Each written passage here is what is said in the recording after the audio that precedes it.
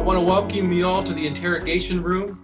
I have a special guest for you today. It's a longtime friend of mine that I think you'll enjoy hearing from him. But first, I want to thank each and every one of you for subscribing to our channel. Our list of subscribers is growing, and last I checked, we're approaching 4,300. So I really appreciate your support for this channel. If you can, hit the like button below, subscribe, and please share this episode if you like it. And having said that, again, I want to welcome my special guest, Cameron Gary. Cameron, welcome to the interrogation room. Thanks for having me, Pete. It's an honor. Just for full disclosure, I wanted everybody to know that Cameron and I go way back. We both worked for the San Diego Sheriff's Department together, and we were partners in patrol, and later on we partnered up on some great cases where he's going to share today some of the cases he worked as the lead detective, and I helped him a little bit advertise, so to speak. So Cameron, can you tell the audience in the interrogation room a little bit about yourself? Well, anyway, I retired from the district attorney's office about now going in January to be 6 years. So I worked for 30 years.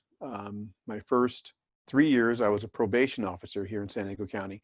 And then I went to the Sheriff's Academy, and then I became a deputy sheriff. And I worked in the Sheriff's Department for 12 years. And then I did my last 15 years as a district attorney investigator. And I retired there in 2015 as a supervising investigator. So my background, obviously, I worked jails and I worked patrol when I was in the Sheriff's Department, and I was a patrol training officer. I was defensive tactics instructor, and I also was on SED, their SWAT team, for 4 years. Worked background investigations, worked area investigations, and I worked community policing. And then when I left to go to the DA's office, again, I taught defensive tactics, and I eventually became the lead defensive tactics instructor for the agency. And I worked there. I worked everything from domestic violence. I supervised the catch team, which is their computer crime team. I worked pretrial investigations. I was also in auto insurance investigations. I worked, where was I? I was safe. Yeah, the sexual assault felony team. And I was also on their witness protection team, as well as dignitary protection team, where I did a lot of extraditions, high risk extraditions, protection details, all that sort of thing. So, I have a little background. Hopefully I have something I can share that'll be of some value during this particular episode. Right, and I don't mean to chuckle, but I obviously your resume speaks volumes. We could just get into one aspect of your career, and we probably could do 3 episodes just with some of the incredible cases you've worked. But we'll try to touch on a couple of them today. And I know you're a modest man, but I'm super proud of you being my former partner and just still friends in life. You're highly educated too. Could you tell us a little bit about maybe some of the degrees you hold? Well, I know my ABCs. I do know that so far. So, but aside from that, yes, I have a bachelor's degree in psychology from San Diego State, and I also hold a master's degree in business at the University of Redlands. So that's awesome. So it kind of bursts the bubble of some of those folks that say, "Oh, you only need a high school diploma to be a cop," right? Nothing wrong with high school diplomas, but you kind of show people that that's not always the case, right? Well, again, there's nothing wrong with a person with a high school diploma, but just some things that I find that when you pursue higher education, it doesn't matter if you got an associate's degree or if you have a bachelor's or law degree or whatever. I just think that exposure to more information and to more education, it tends to give you a little bit different way of thinking. Same with learning to speak different languages. I struggle to speak a little Spanish here and there, and I frankly, I think learning to speak Spanish actually helps my English, because you start looking at words differently. And so now my son has developed that same affinity, and he speaks French. So it's pretty cool.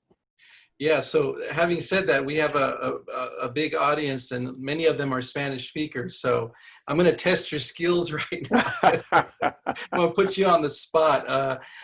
Can you just greet our audience in Spanish, maybe really shortly? Ok, buenas noches a todos.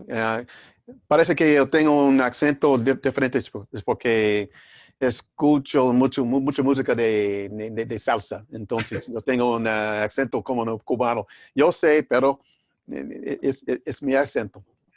Muchas gracias. We appreciate that. I appreciate that definitely. Mhm, Being bilingual myself, but mhm, you actually put me to shame because that sounds better mhm, than me.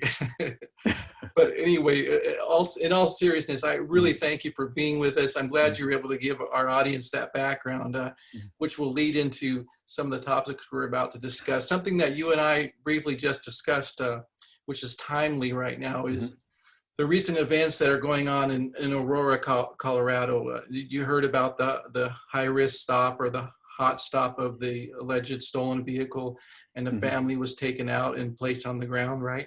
Right, absolutely. I wanted to get your thoughts on that because I saw some of the video. I don't know all the ins and outs as far as the behind the scenes, but I do understand it was allegedly a stolen car, and an African Mhm, American family was taken out and placed mhm. on the ground, including children. Right. So I just wanted to get your thoughts on that whole scenario. Well, I think it's first important to kind of break it down just as a law enforcement issue, first and foremost.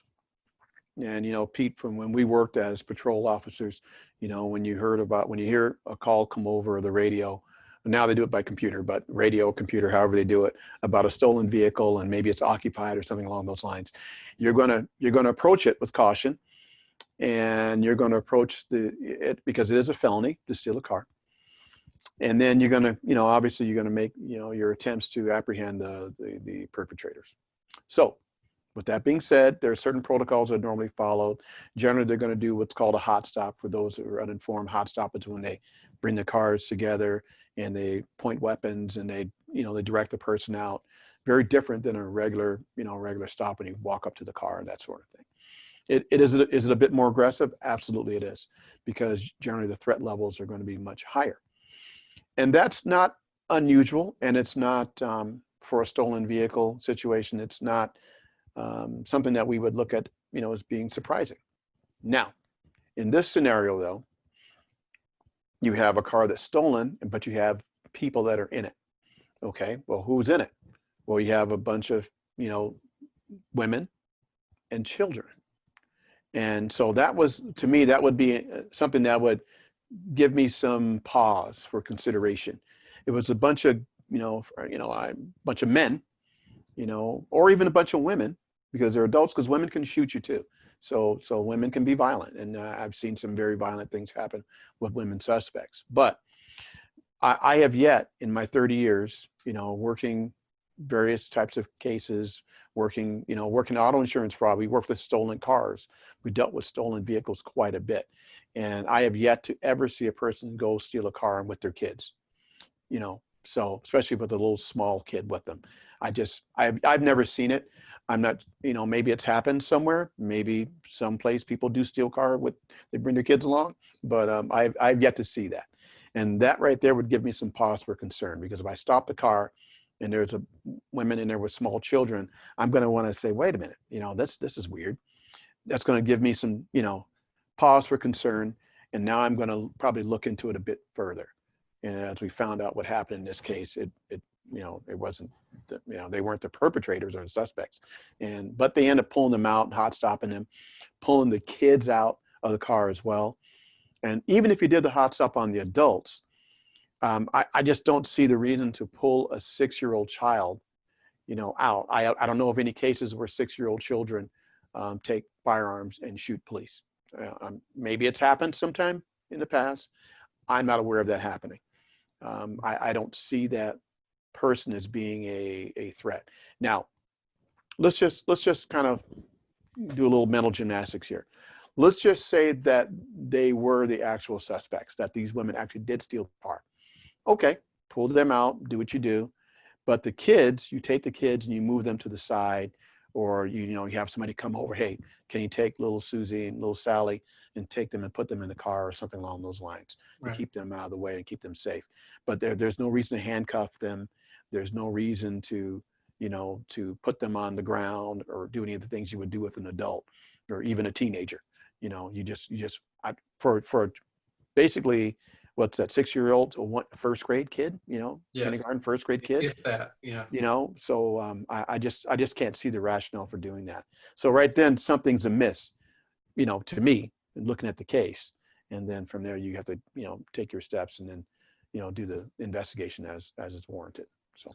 Right. And something that perhaps you would agree with me that, every day law enforcement officers go out and do great work. They stop vehicles that are stolen and they'll Absolutely. take bad guys into custody without incident.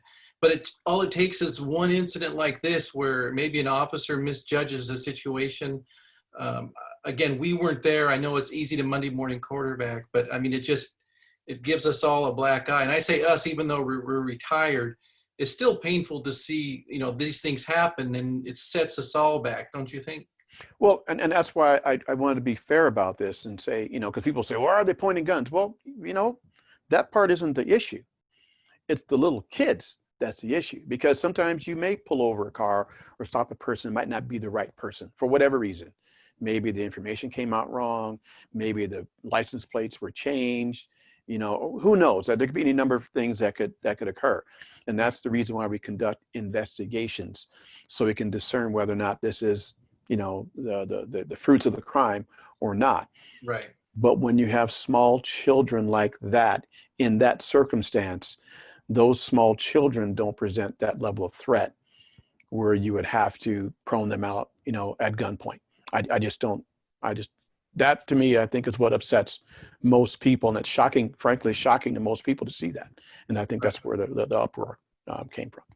Absolutely. And, having recently spoken to a former gang member about riding dirty, so to speak, even he admitted to me that, the police do need to do their job. He said, hey, heck, most of the time when I was riding with my homeboys, I was packing a gun. So they do need to profile us, but it wasn't more a racial profile thing, but more of a criminal profile. He actually agreed that, law enforcement does need to stop them. And now this is a man who's changed and turned his life around, and he's being honest with me. He says, 9 times out of 10, he was carrying something. If it wasn't drugs, it was a firearm. So, we want to be fair also, right, to the officers that still carry on the profession that we came from, that it is a dangerous job, right? Absolutely. And that's the reason why I said most people would understand it. And I think you can justify that and make most people understand. And just kind of an aside, there was kind of a code, if you will. You probably remember this, Pete, when we were, we were patrol officers, and sometimes, let's just say the lady did actually steal the car, and we would, if there were kids around, remember, we used to always kind of take the person to the side and try to not humiliate them in front of their children. Yes. We would tell the person, hey, look, if you go along with the program or don't try to fight, hey, we'll go around the corner and I'll handcuff you there, or, Yes. if we could do it safely, obviously. I mean, we Yes. wouldn't do anything that would put anybody at risk, but Okay. there was kind of a code, because I think we understand as humans, as people that have children, or, we don't want to try to embarrass them in front of their kids, Right. or try to alarm their kids or upset their kids, or Yes. something along those and along those lines. And Right. so to actually put the kids on the ground too, as if they're suspects, I think that's, kind of offensive. So, Right. but, I think there's a certain civility, in my view, that's kind of lost. And I think we need to kind of return to that. I agree with you. And I would say we'll be watching that case closely to see what ends up happening in the courts over the whole thing. And especially with the police department and how they end up dealing or treating the officers as well. Because, they do have a right to due process as well. But having said that, I wanted to segue into another case that you worked that was just fascinating. And I'd hope you'd share with our audience the case involving the auto theft out of Lemon Grove, and the gentleman that you were looking for when you came to me when I was at Crime Stoppers.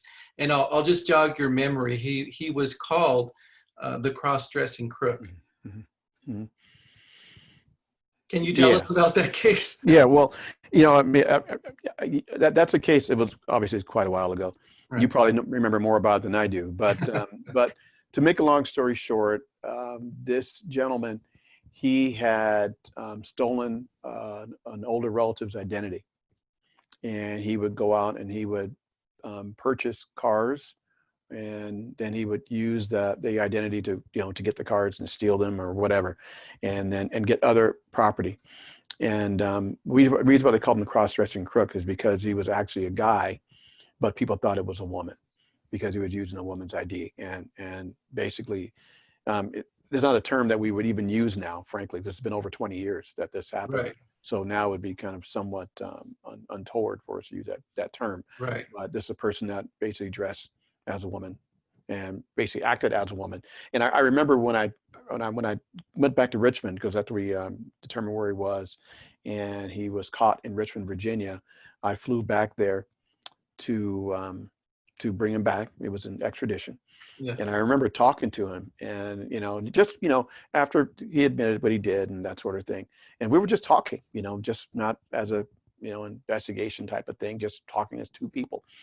And I would ask him, I said, hey, you know, how about your social life? How'd that go? You know, so, you know, and he said, did you date or anything like that? He goes, yo, yeah, I dated. And I go, well, so what would happen, you know, when you know, were with a guy, you know, because he dated, he was posing as a woman, but he would date men, and then he would date the men.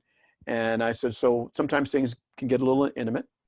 And so what would happen? He goes, how'd you pull it off? Did they know you were, that you were a man? And he goes, no, they never knew. And I go, well, how was that? He goes, it was a lot of work. so it's okay. Well, I just kind of left that alone. That's okay. Well, let's not, not go any further with that. So that's pretty. Well, one of the things I wanted to share with the audience that still getting to know our show and getting to know a little bit about us is that I did do, I worked at San Diego County Crime Stoppers at the time, and it was my job to profile people that had allegedly committed crimes, and oftentimes for the sake of the media, we would come up with names, you know, to name the quote unquote criminals. And in that particular case, at that time, cross-dressing crook was, it was more of an accepted term at the time. Right now, I think now we would probably say, you know, an auto theft suspect who dressed in drag, maybe that would be more appropriate. But I remember calling the media and putting out a release on this, and my phone blew up because at the time, nobody had really heard much about that. Now, since then, there have been other cases I've seen. You could just Google cross-dressing crook and a lot of cases come up. But at that time, it was relatively unheard of. And I remembered the media calling me from all over the country and saying, you know, Detective Carrillo, is this true? Did this man really show up as a woman and buy a car with a bad check? And I said, absolutely. The detective, you know, Cameron, came to me and he showed me the two driver's licenses, right? He had acquired a second license, if you recall, as the woman, right? Mm-hmm. Absolutely. Right. Yeah, so go ahead. Go ahead. I'm sorry. No, I interrupted you. You go ahead. No, he assumed a whole new identity. It was pretty ingenious, actually, and he was getting away with it, frankly, until, you know, obviously eventually the whole scenario is going to run its course, because you can only go so far with somebody else's ID. So right, and that was what's interesting is we would partner with the media, and if the media got a hold of it, it could easily go national. Mm-hmm. And I believe that's what happened. We actually got somebody that called in our tip line and told us that he was already in Richmond, Virginia, right? Yeah, absolutely. Right.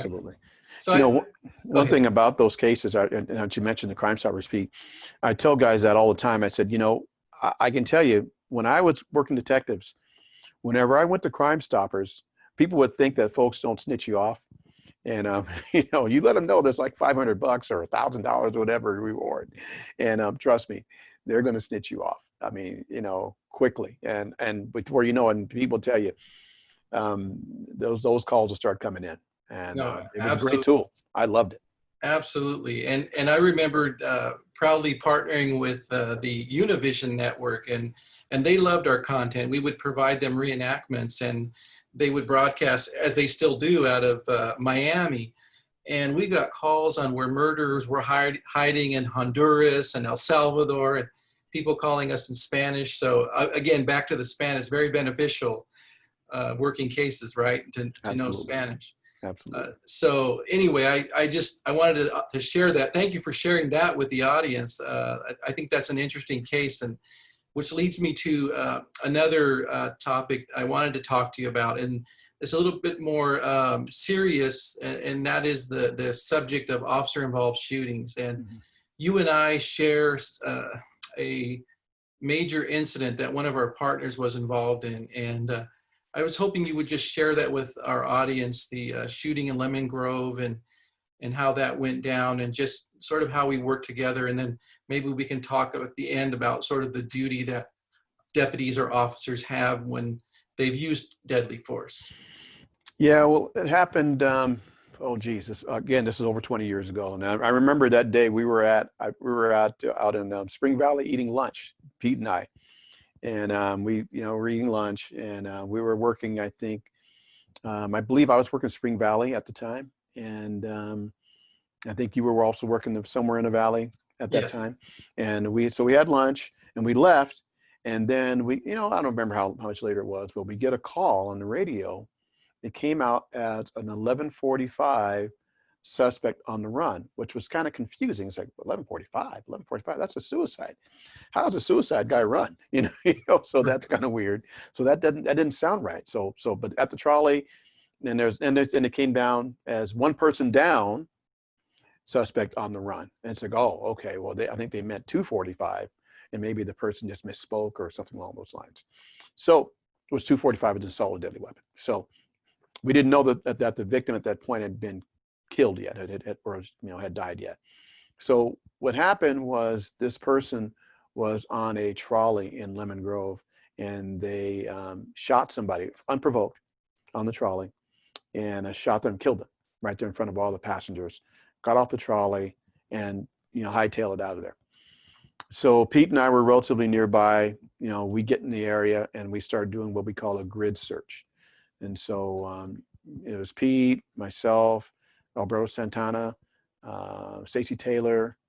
I think there's one or two other persons, but I don't remember off the top of my head. I think Teresa Bennett was at the trolley station and put out that I believe there was so. a deceased person, right? Right, absolutely. And so we're doing a grid, and so I'm over not too far from the station in Lemon Grove doing the grid, and then I hear Alberto on the radio a few minutes later. I think he was 60 Paul 1. He was 60 Paul 1. He was also a Spring Valley unit, and you go 60 Paul 1. I need cover. I've been shot. And it's like, whoa, when you hear that from a deputy, I've been shot. And so fortunately, I was only about maybe 3 or 4 blocks away. And so we roll code. And What does that mean? well, for folks who don't know what that means, it's when we turn the lights and siren on, and then we're blasting, trying to get there as safely as we can, but as fast as we can. So I get there within a couple minutes. And then I see Pete gets there, probably simultaneous, if not right behind me. And then I see Stacy, and I see Berto, and his hand's bleeding, and there's shell casings all over the ground. Cars are stopped. We're on, it was Palm Avenue and Skyline, I believe. Skyline, yeah, Skyline and Palm. Mm-hmm. And there's cars are stopped, and then there's the sheriff's deputy's car. Berto's behind his door, and then there's the guy. He's on the sidewalk laying there, but he's moving. And Berto's got his gun out. I get out, and then Pete comes up, and then so we're drawn down on the guy, and there's shell casings everywhere. So I mean, within, I didn't hear the shots firing because my car's obviously there at the siren on, so I can't hear the shooting. But they're literally shooting as I drive up, and so we get up. Pete and I then approach the guy who's still moving. So for all we know, we may have to, hopefully. We wouldn't have to, but that we may have to shoot the guy again. And fortunately, we didn't have to shoot him. But we approach him. We see he's moving. We don't see the gun. And the gun, Pete, correct me if I'm mistaken, but I believe the guy was laying on the gun, I believe. It was a few feet away from him, okay. Behind him, as though he had dropped it and fallen forward. Okay, that's what it was. Okay, yeah, exactly. We couldn't see the gun initially. Right. We approached him, and then we saw, that where the entry wounds were.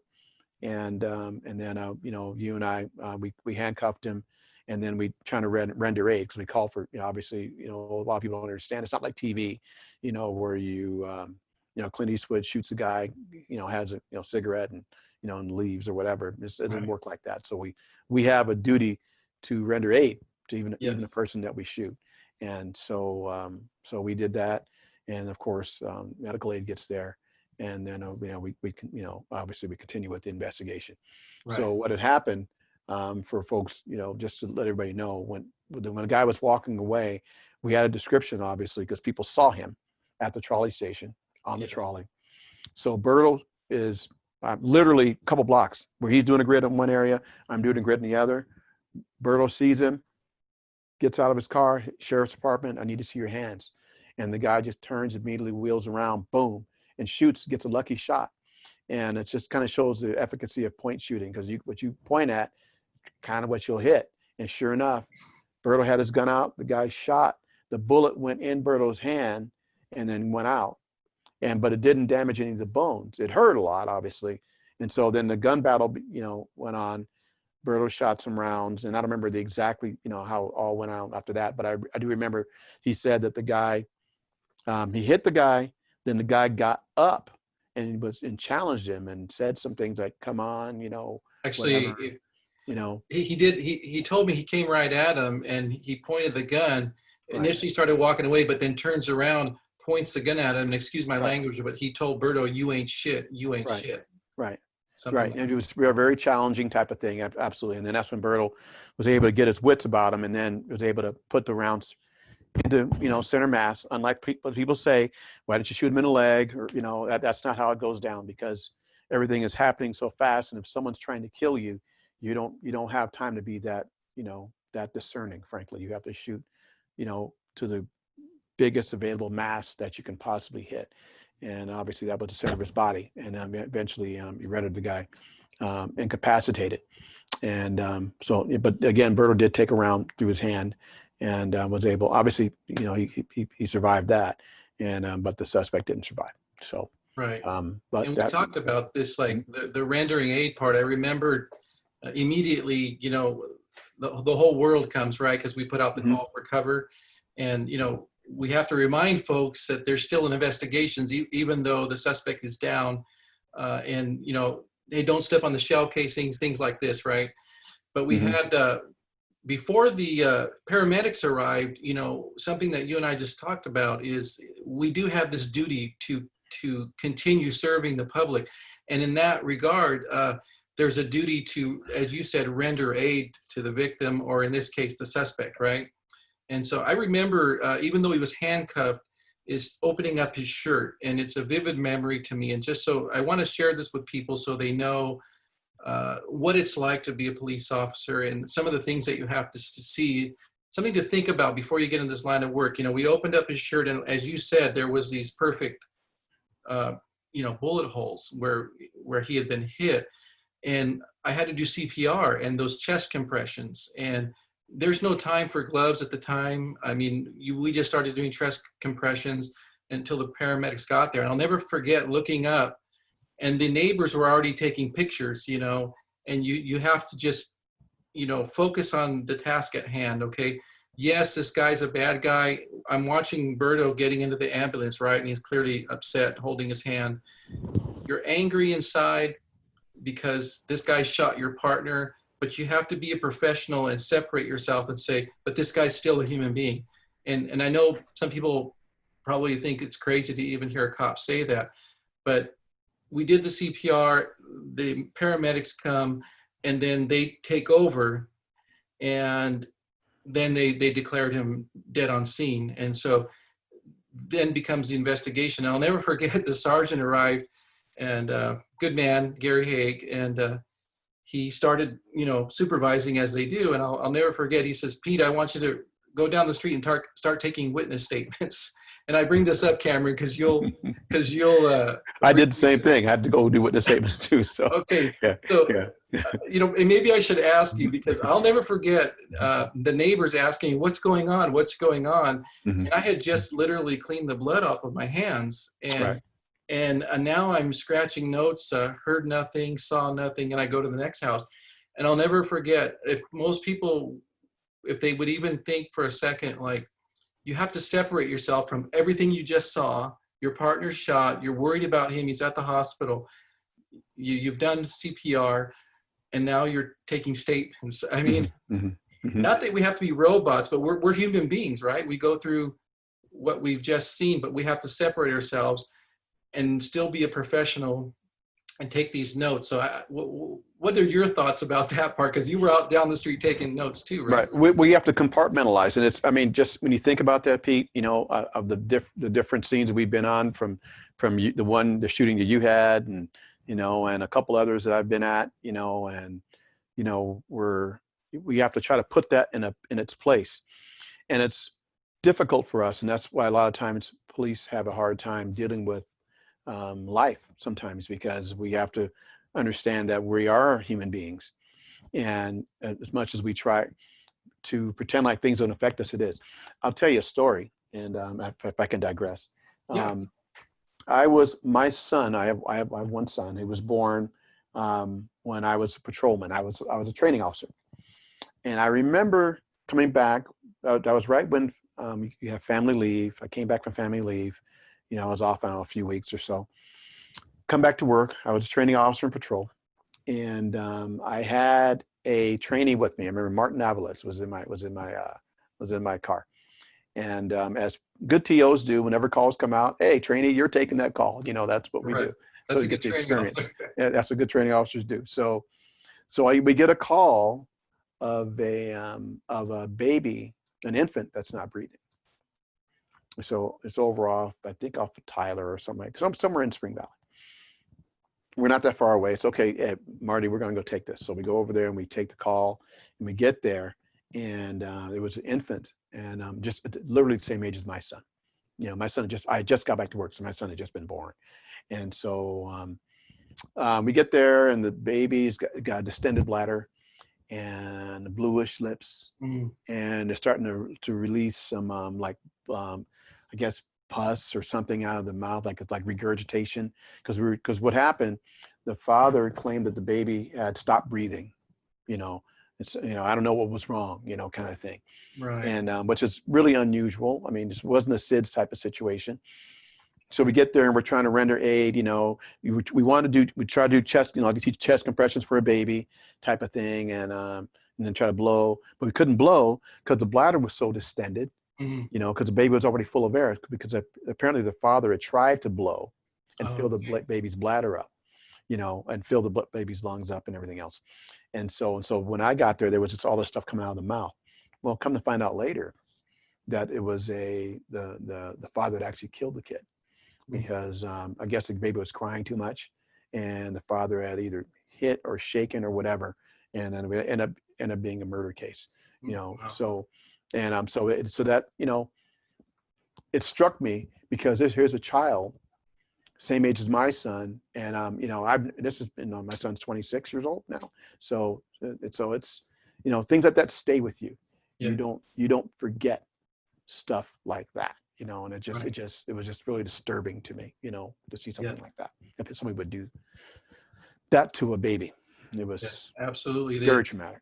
So yeah, and the times of stress, and this is no excuse for this suspect father, but sometimes people don't realize that they're taking their anger out on their child, and just the mere shaking of the baby. Having worked child abuse, I'm reminded of how the brain will, you know, strike back and forth on the skull, and that's just enough to cause brain damage, which is what causes the issues with breathing. So yeah, just a tragic story all around. And you're right, we end up having to live with these. And, you know, unfortunately, a lot of officers turn to alcohol, different ways to cope. Some go to church, you know, but we always tell each other, you know, do something to get help, right? Because absolutely, you don't want to carry all this with you into retirement, and then you're having a lot of issues, right? But I thank you for sharing that. As you were speaking too, I remembered one other aspect of the Santana shooting was that we later learned, right, that the suspect in that particular case, the previous day had approached a man in a park, a man and a woman on a bench, and had asked for a cigarette, and the gentleman didn't have a cigarette, so he told them, no, I don't have a cigarette.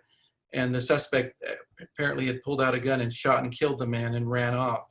So what we didn't realize at that time is not only did he kill a young man in front of his girlfriend on the trolley and run, get in the shooting with Deputy Santana, but he had previously killed a man the day before at Martin Luther King Park. You remember that? Yes, I do. I Yeah. do. I So do. I do. it's like, this is the kind of thing that police officers have to deal with, a lot of unknown situations, subjects that you might think are just, oh, somebody we randomly contacted, but you never know what they've done even the previous day, right? And the thing about it, you can't tell how people look, what they're capable of. This guy, it looked like any other kid on the street. He was a Right. teenager. I believe this guy was 16 or 17 years old. Yes. And, he didn't look like Jack the Ripper, No. or some kind of monster. And I remember, you probably remember this, Pete. We had the old Tactical Edge series, the books. Yes. Remember those books? And they would, when I remember one of them at the beginning of it, they would say, okay, here's a picture of multiple people, this like picture page. Yeah. And which one of these is a, drug smuggler or whatever. Right. And then you're trying to figure out, okay, maybe this one, or maybe that one, maybe that one. Then you turn the page and it's like all of them. And it's just like, oh, geez, because you can't tell, Right. by how they look. Does this person look sinister or do they look benign? Right. And as a cop, you don't know that. And so you have to, go through those processes in the midst of making the stop. So getting back to the Aurora, Colorado thing, with any hot stop or stolen vehicle thing, that's kind of what you do until you know that everything is safe. Right. However, if there's other mitigating circumstances involved, in this case, they have the small children. Again, I've been at a number of, felony stops, and I've never seen a little baby, in a stolen car. That Right. somebody know that they stole. Unless the only other option would be if they stole and hijacked or jacked a car, and somebody's kid was in it. Right. Which has happened, right? Which has happened. But Right. usually, usually if they jack a car that has somebody's kid in it, they'll try to, even crooks have enough sense to go like to 7-Eleven and leave the kid there or something like that. Right. They won't usually keep the kid with them. Right. That's just something we just don't commonly see. So Right. They don't want any part of the children usually, right? they don't. Absolutely Right. not. Absolutely not. So Well, Cameron, the time has gone by so fast. I want to have you back. I want the audience to know that, you are a use of force expert. And, right now it's a very timely because there's a lot of things going on in our country right now. And I'd like to have you back for another episode where we would discuss perhaps the issues that are going on in policing in America and race and racial profiling. Would you come back for another episode? absolutely, I'd be honored to come back. Well, it's an honor to have you, brother. And I just appreciate you taking the time out of your day to share these stories with your audiences. You brought back a lot of memories, and I hope with what people are hearing today, it'll bring them a little bit more understanding of what it's like to be on the journey to justice. And All right. so Well, thanks for having me. thank you, Cameron. And I want to thank each and every one of you for supporting this channel. Before I go, I want to remind you, if you could please down below, click on the subscribe button and hit like if you like it. Please feel free to comment. One thing I forgot to mention, Cameron, if somebody out there, appreciated what you had to say today and wants to get a hold of you or maybe send you a message, is there a good email or something that they could send you a message? Well, they can reach me. They can contact me through Instagram. Actually, I have a group there. I coach. What I do now in my afterlife now is I coach track and field. So Yeah. I have a group. It's called CTG Development, and if you look it up on Instagram or even on YouTube, you could find me there. And I check all my emails, all my messages, and you're always welcome to reach out to me, and I'll be happy to get back at you. Thank you. And I should tell you that Cameron's very modest. He's raised some championship runners. And like I said, you can go to his YouTube page and see a lot of the stuff that he's posted. And also give him a like and a share if you can. What's the name of your page? CTG Development. Okay, easy enough, just like your Instagram. Mm-hmm. So absolutely. thank you so much, Cameron, for being here. And I want to thank you all for joining us. Please tune in to our next episode. Thank you so much. Thank you for having me. All right.